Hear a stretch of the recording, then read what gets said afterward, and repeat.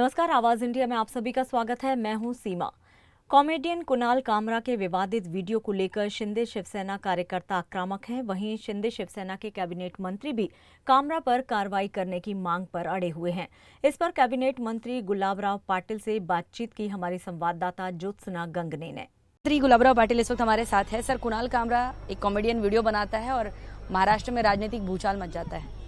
देखिए, वो पिछला उसका इतिहास कभी देखा जाए तो पंतप्रधान मोदी जी हो या न्यायालय पर हो, उसने हमेशा ऐसे कमेंट्स किए हैं। और मुझे लगता है कि उनका जो टीआरपी था वो कम होने की वजह से उन्होंने ये काम किया है।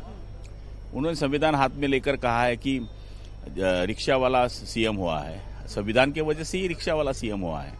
मुझे तो भी लगता है कि ये कई बयान देकर बाहर आने के लिए कोशिश कर रहे हैं। मुझे लगता है उन पर कार्रवाई करनी चाहिए। व्यक्ति अधिवक्ता के हिसाब से जो गलत बोलते हैं उन्हें सजा देनी चाहिए। लेकिन विपक्ष का ये भी कहना है कि कुणाल कामरा ने किसी का नाम नहीं लिया है, तो इसमें शिवसेना को आहत होने की जरूरत क्या है? देखो, ठाना बोल रहा है, चश्मा बोल रहा है, दाढ़ी बोल रहा है, रिक्शा बोल रहा है, जो पूरा हिस्ट्री शिंदे साहब का है वही बात वो कर रहे हैं।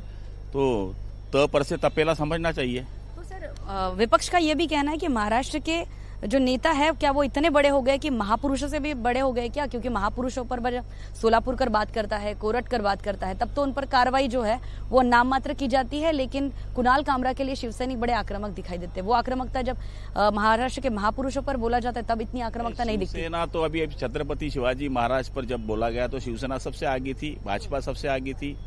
महापुरुषों पर अपमान तो हम सहन कभी नहीं किया है।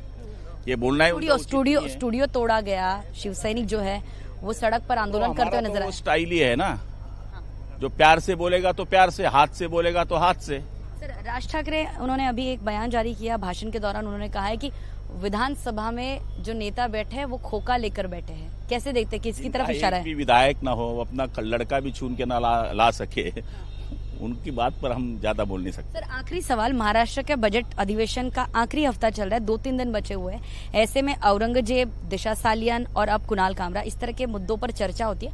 महाराष्ट्र की जनता के जो महत्वपूर्ण मुद्दे हैं जो सीधे जनता से जुड़े हुए हैं, उस पर चर्चा कब होगी सर?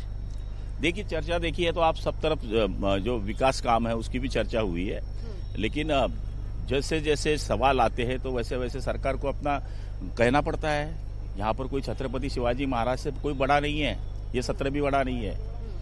लेकिन 3-3 हफ्ते बीत जाते हैं, लेकिन इसके बावजूद भी इस तरह के मामले आते हैं जो सीधे जनता से जुड़े, मतलब योजनाएं हो, विकास हो, इस पर ज्यादा चर्चा नहीं होती। आपको लग रहा है कि ये बजट अधिवेशन में चर्चा फिजूल की बातों पर ज्यादा हुआ है? नहीं, शिवाजी महाराज से बड़ा कोई नहीं है। सरकार जो चल रही है, तो शिवाजी महाराज से अगर कोई बड़ा नहीं है तो कोरटकर को जो है वो सरकार पकड़ भी तो नहीं पाई है। किसको? कोरटकर जाएगा कहाँ? भारत छोड़ के थोड़ी जाने वाला है, जाएगा भी तो लाएंगे।